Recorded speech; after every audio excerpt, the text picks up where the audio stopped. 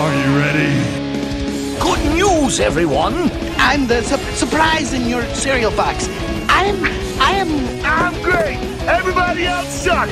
I said, are you ready?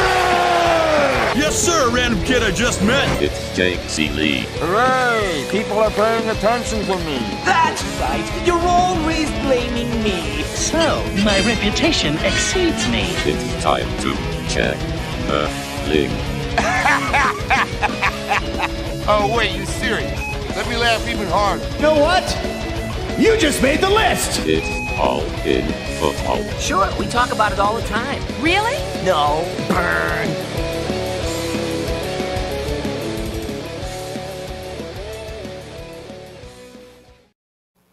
Barkley! What is up, you dogs? It is All in Football on FTN. If you want to check out everything at FTN, reminder, code ALLIN gets you 20% off. Tweet it out. Yay, Barkley. Thank you, Chris. Yay, Barkley. And isn't that great to see Barkley, the best running back in football, again? And it's not even close. I don't know if it's close. Yeah, it may be a little close, but it's been a weird start. Wait, who's in the conversation? I don't know. I guess Eckler had a decent day yesterday. He scored his first, second, and third touchdown. But like in terms of carries, yeah, you know, I don't know, man. Like the top backs are not great, and something that I like my strategy heading into the season was really to try to hammer home an alpha wideout in that first round, and then Saquon was sitting there, Nick Chubb was sitting there, Aaron Jones was sitting there. These are guys that you know. If you have one of those three running backs, you got to be off to a really good start. Yeah, Saquon looks great. There's nobody that can catch the ball in New York, so he is getting all of the work, and he looks fantastic. Yeah, this is great, man. It's good to see because we hadn't seen him since that rookie season, which was so nice to see. So Saquon truthers, rejoice. Looks great. Looks fantastic. Don't sell. Saquon Barkley. I love it. Yeah. Yes, for everybody who might have started. Unfortunately, there's only one of my leagues started this way, Chris, but Cooper Kupp and Saquon Barkley. I just, can I just get a trophy now? Could just take home the championship? Just walk pretty home good, with man. It How is about pretty the good. NFC East? It's the I don't want to talk about it. No, three teams. No, but not even the no. Eagles. Forget it. 3 teams with 3 wins. The only division in football. Like everyone always crapped all over the NFC East, and now we're sitting there with 3 teams, 3 wins. No, that's why I don't want to talk about it. This is because my damn Giants are going to be stuck in QB purgatory for the next 4 years because they're dicking around and winning football games. It's true. They are finding a way to win football games with getting nothing from anybody besides Saquon and Daniel Jones running the football. Like he had obviously a couple nice runs yesterday. But who's going to step up for this team? Nobody. To answer the question, people are like, I got so many of these last week, Chris. Is like, somebody has to catch the ball in New York. I'm like, no, somebody doesn't. Nobody doesn't. How is that working out for the first 4 weeks of the Chicago Bears? Nobody has to catch the ball. Like, when your offense is like this.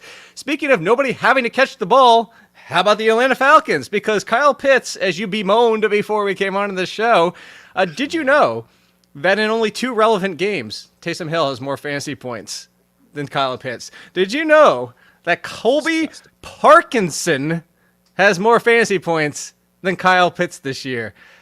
I sat here and I said, hey, I'm not concerned for Drake London because Marcus Mariota had made that 1 year with Rashard Matthews and Delaney Walker. I was not thinking the concern was going to fall to Kyle Pitts. I thought the concern would be like, hey, there's going to be nobody else of relevance. How much, I know this is a Tuesday show topic because I usually ask Lauren, what's your worry level? You get to hand out some ducks today, Chris. How many ducks out of 5 would you be giving Kyle Pitts right now? Can I give 7? Can I give 7 ducks? Can I give him a couple more than 5? If you want to go past 5, you can give him the special, it only happens a few times a year, you can give him the infinity duck. I think we have to. To give him the affinity duck. Are you kidding me? For where he was drafted as the 3rd tight end off the board, going in the 3rd round, the skill set that he has, the breakout season that he had last year, we all know that he's really good. If this guy didn't have Pitts on the back of his jersey or Kyle Pitts on your Yahoo, your ESPN league, he would be on the waiver wire. He is currently tight end 21 on the season. He has 1 game with more than 2 catches. He's got 1 game with more than 25 yards. I had to talk to you in the green room about who the heck Parker Hesse is because he's playing more snaps than Kyle Pitts.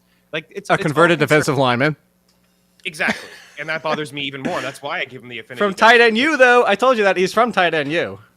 It's crazy, man. And it's not going to change because it's the quarterback that's under center. It's the same thing Chicago, right? We've talked about it. It's the same thing with Giants. There's a lack of weapons. At least Atlanta has Drake London, but this is a team that is, I mean, great for Tyler Allgeier. It looked like he, the start of the breakout is coming.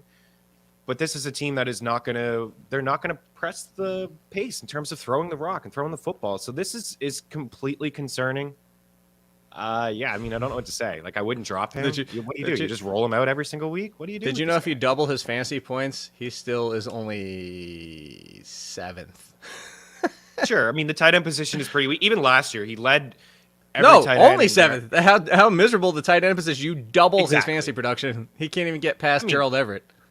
Will Dissly, Tyler Conklin, Mo Alley Cox, these guys, you mentioned Taysom Hill. These are all like top 14, 15 tight ends right now. So it is – I guess that's the other way to look at it. Well, I cursed them, look Chris. At the coin.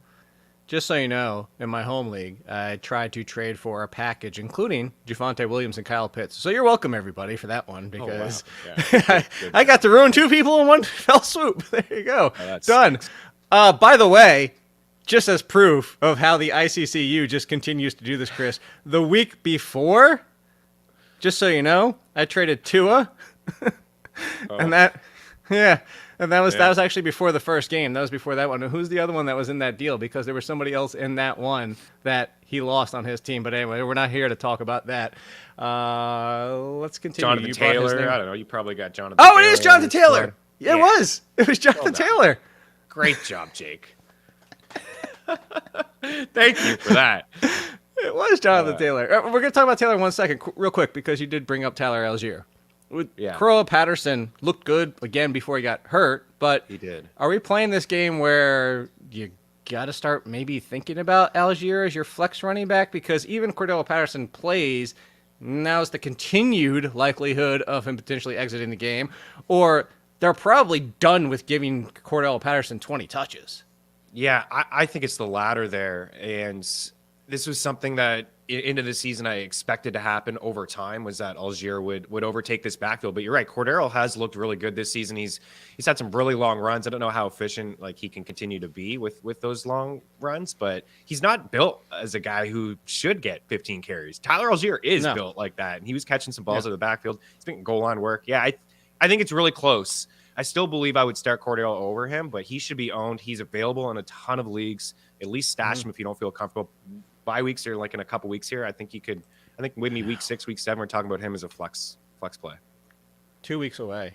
Let me ask you this: if Allgeier's out there, and tomorrow's the waiver show, but for you, if Allgeier's out there, Brian Robinson, by the way, Antonio Gibson's snap share down, actually in 4 straight weeks. So let's say Brian Robinson, Allgeier, and then as of today, Chris, more info coming. We're going to do the full waiver show tomorrow, but Mike Boone and Deion Jackson. Who of those 4 would be your first pick? Oh, man.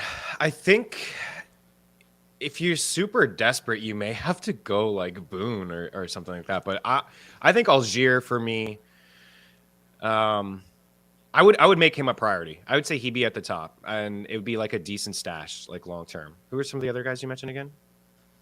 Allgeier, Deion Jackson, because Jonathan Taylor. Although they play Thursday. The initial report from Rappaport changed this morning and said that it sounds like it's not so serious, but we've heard that story before. And we've seen, we just celebrated the living hell out of Saquon Barkley. We saw what happens when you come back from it. His wasn't even high last year, and he came back and wasn't the same after it. He lost that burst. Jonathan Taylor, I jokingly said this yesterday, Chris, is that Jonathan Taylor, the only thing, you know what stops him from being the top running back this year? It wasn't him. It wasn't the team. No. It was Matt Ryan. It's like Matt Ryan. It's always the quarterback. I feel. Oh my God! We sat here.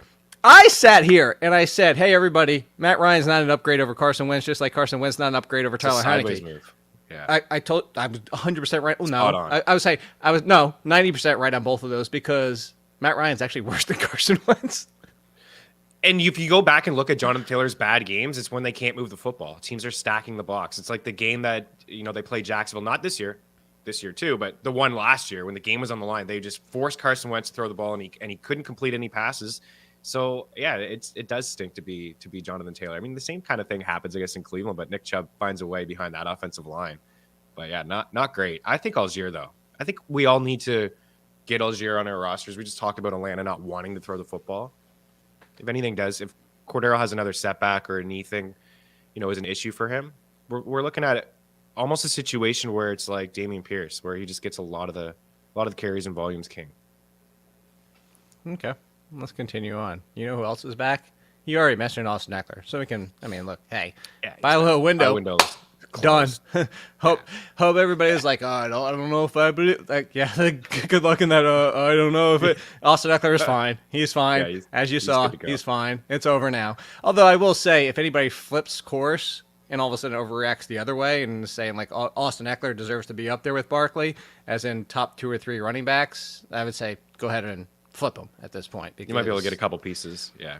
Yeah, depending on what as you mentioned, we're 1 week away from bye weeks. It's with the injuries. This is what happens every single time. About week 6, it starts to get ugly. We start to try to move these pieces around. So, J.K. Dobbins is the other one that's back. Holy crap. I had him down at like the low 30s because it's like, hey, looked miserable his first week out there.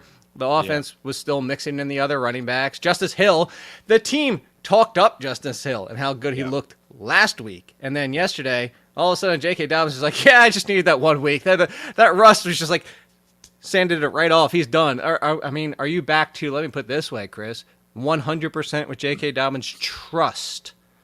Yeah, I think so. You and I like this guy heading into the season, right? We thought he was a good value, and then when we got closer to the season, we realized that he, was going to take some time for him to get on the field. But I was with you. I had him in the low mid 30s. I started him in one spot where I needed to. Other spots, like I was like, you know what? I'll roll out Antonio Gibson ahead of him. I'll roll out another guy ahead of him. And it obviously was a mistake. But if you have Dobbins, I think you got to feel good about him. You roll him out there now as at least a flex RB2. He's catching a couple passes, found the end zone twice, and that's all he did in his final year as a rookie.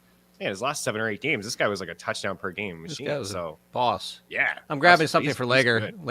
We're going to come back to. I want to finish this out with Kyle Pitts. I want to go full circle on Kyle Pitts. A lot of Pitts stuff here. Yeah, a lot of Pitts.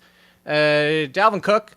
Any concern with coming off the field a couple times yesterday, or do you think this is what my concern was in preseason, where I said Dalvin Cook, the Vikings, if they have playoff aspirations, similar to Austin Eckler, that they might take some drives away from him this year because he has never played a full season. So, do you think that was just what that was yesterday? Yeah, I think so. He still ended up with what, like 20 carries? He still had a ton of work. Oh, so he did. But he wasn't gassed. He wasn't hurt on the sideline. Right. You just saw him standing there, just getting a few drives out there, a few series. Yeah, 27 snaps for Madison, 45 for Cook. Yeah, I think I see someone buy low on Cook. I would, if you could. I mean, the way that the running backs are, like the first, you know what I mean? We just talked about one I'll give you. The show.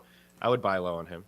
Josh Jacobs, send him for Dalvin Cook if anybody's going to overreact as yesterday. Oh, yeah, you could do that. Now, I think the Raiders should. I've been preaching this. Like, why don't you guys try to run the football a little bit more? Have a little bit more of a balanced attack, and it seemed to work yesterday for them perfectly. But, yeah, if you could get Cook for Jacobs, giddy up. Yeah. Giddy up for sure. Speaking of giddying upping, giddy upping or giddying up? Yes. Is it giddying up or giddy upping? It might be giddy upping. But I don't think it's either, actually. Giddying up? I don't know. Giddying upping. We'll just do both until we find out which it is. Giddy up again. Chris Olave continues to ball out. Michael Thomas was obviously out. Andy Dalton was at quarterback. So here's the question I have for you, Chris. Is it now going forward Chris Olave over Michael Thomas? Ooh. Has it happened? Ooh. Maybe it's really close though. If Thomas is healthy this week and he's practicing, I'll probably have these guys. By the way, it's giddy upping, preferred by Fox. Thank you, Fox. Giddy upping. Giddy upping. Okay. Giddy upping. Giddy upping 100%. Yes, everyone is like, you guys are clueless here. Idiots. Yeah. But I mean, the air yards are still there. A couple nice deep shots. It didn't matter. Early in the game, we had a red zone target converted for a touchdown from Dalton. So we have that. It's not just all Jameis Winston. There was a play towards the end of the game where it looked like PI, but Dalton took a deep shot with them towards the end zone. So I think it's very, very tight. But we got a fresh guy in Olave who's a young buck in the league who looks really good 4 games in. And then we have Michael Thomas. Here we go again. Kind of deal, right? He showed us his upside in the first couple weeks of the season. but he's still only a guy that's played 3 games in like 2.5 years. So I think the safer guy may be Olave. Oh, I think it's a 1A, 1B type of situation. But if you remember this, we talked about in the offseason. For anybody that didn't stick around through the offseason, especially the draft process, I said this to you. I said it in my draft write-up. The reason Olave wasn't considered as the first wide receiver off the board was only because of fatigue. He was potentially going to come out in 2021, and then when he returned back to school, it was like everybody knew who Olave was, and everybody knew he was potentially top wide receiver, and it's just kind of like, oh, look, new name. Oh, Garrett Wilson. Oh, this one. Oh, that one. And like all the and so that's what happened is just people are just kind of like, we know who Olave is. Let's find the shiny new toy. It basically became draft shiny new toy syndrome, and everybody's like, oh yeah, Olave just a year ago was in conversation for the number 1 wide receiver off the board. So I think that's kind of what's telling there. So I want to talk about Garrett Wilson and the Jets because of this, because there's actually a lot of things to talk about with the Jets. But Zach Wilson back at quarterback. He spread the ball around to all of them, as was kind of a concern I brought up last week. Wilson didn't have the rapport, still got his opportunities. Elijah Moore did more with his opportunities. Corey Davis caught the touchdown, though. So it's not even just Moore and Wilson. It's all 3 of them. So if you had to pecking order the wide receivers for the Jets right now, which order would you put them as? Is still Wilson number 1? Because I kind of have a feeling it's more Wilson Davis right now. Yeah, I think I'm with you, but it's super tight, right? We've had this conversation a couple times about the gap between those 2 guys, like Moore and Wilson. The Commanders. It's tight. Yeah, absolutely. Davis will always be 3rd for me, even though he probably has the most touchdown upside of the 3, just given his skill set and some of the looks that he gets inside the red zone. I believe he is the oldest, and we've heard that Zach Wilson likes old people. He does like old people. Yeah, he does. I heard that too. Yeah, I mean, Corey Davis is the guy playing behind those guys in terms of snaps and running routes. I think Garrett Wilson has the higher ceiling, but it's really close. I may actually lean Garrett. I think in a full point setting, I could see Elijah being I would maybe rank him ahead. Maybe a few more targets, maybe a few more catches. But I believe the higher ceiling is with Garrett and Breece Hall. It's Breece Hall season. Also, that was the next part I was about to say. Like we talked about this for now 4 straight weeks. Yeah. Said it's slowly transitioning. It's slowly coming. Week 2. Week 1, we said, like, hey, look, this is probably what's going to be out of the gates. Week 2 said, there's a little bit of signs of it in week 1. Week 3, we said, definitely signs in week 2.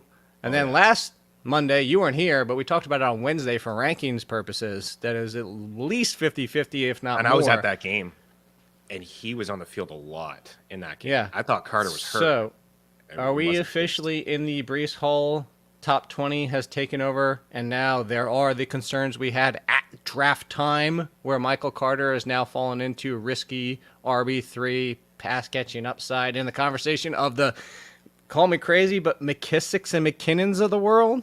Like should it be Michael McCarter? Nice. I think so. And Carter's really good. I think he's better than those other backs that you just mentioned, but it's the situation. Like Breece Hall was drafted fairly early. He's a better back. I think he showed in week 1, even in the limited role carrying the ball, all the targets that he got, that he could be a bell cow back in this league. He's out there running more routes than him now. He's getting more carries. He's playing more snaps. Yeah, it's Carter low end, or it's Hall low end RB2, and then it's Carter flex, right? If you're in a pinch, I think even game script. The Jets got 2 W's here. So I don't know. They're hanging around, but like if we're projecting them to be down, if they have a game where they're 10-point dogs, do we assume? Do we assume? Well, yes. Do you assume that Carter's going to get all the targets? No, I don't. No, because Breece Hall's been getting it. That's the thing. He's been getting a ton of the passing down work now too. Exactly. Yeah, and that was the concern because we said that Breece Hall was going to be. It actually has that 3 down upside, and that was potentially going to be the concern with Michael Carter, is that it's not just a Derrick Henry, Josh Jacobs. You don't see a lot of the passing game work. So we'll talk about another one who did have that concern, and Dameon Pierce, who went ham in week 4. Dameon Pierce, this is another one. It's in the Breece Hall conversation. Week 1 seems so long ago when we were all like, what the hell just happened with Rex Burkhead? Yeah. The little difference here with Dameon Pierce is Rex Burkhead still is involved a lot on the passing downs. So, what's your confidence level in Dameon Pierce and the fact that, like, if they get down, we might see him erased from the game script, similar to what, like, I'll bring up another conversation later, but it's like other running back situations that didn't go the way we planned, similarly to this. So I guess, you know what? In a different way, Chris, let me ask you this. Dameon Pierce, Breece Hall, J.K. Dobbins, Tyler Allgeier. Confidence level. Let's make a list! Very nice. Yes. What do we do? Confidence level. Let's go. Yeah, rank those four. Give them a list of your confidence level in those four. No, pure confidence level. Not like I'm going to rank it like this is the fantasy performer, because I'm looking for specifically confidence in like these. What we just saw in week 4 continues for these 4 running backs. I'll give you one more time. Tyler Allgeier, Dameon Pierce. Yeah. Oh, you're right. You go. I'm writing them down. Breece Hall, and J.K. Dobbins. Yeah. I am the most confident in Pierce. I've been beating this drum really since draft day. And yeah, Albert, I know he had 6 catches, but the passing down snaps was still in the usage of Burkhead. But I was going to bring that up. Like, Burkhead is still playing 3rd and long. He is still playing in those, situations. This is a brutal Texans team after all, but I still am confident. I think that's a positive. Yeah, he had 6 catches. I believe he had 3 for -3 to start, but I think that's a positive. So I would go with him. And then I would go with J.K. Dobbins because... Ooh, this is spicy over here. Yeah. Then I would go with J.K. Dobbins because I am confident that he is the guy. I don't believe in Davis. I know Justice Hiller talking about Dobbins is the guy there. He's got the most upside. This is the coming out party now for him this season. We saw it his rookie season. And then I would go Hall and then Tyler Allgeier. It's close. Like, Dobbins and Hall close to me. But you still have Carter. Like, who is realistically taking away some snaps from J.K. Dobbins? It's just Lamar. It's just Lamar taking away some rushing attempts. That's it. You would trade any of those 4 for Dalvin Cook straight up, right? Oh, yeah. Yeah. Okay, no, there's little legitimately.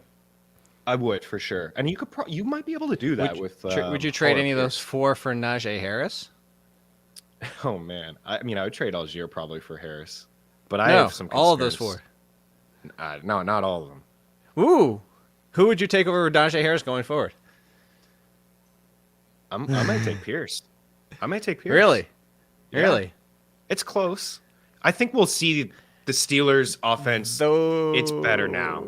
That quarterback change, they at least move the ball. Yep. We're doing it again. We're doing a list? Oh, you ruined it. Yeah.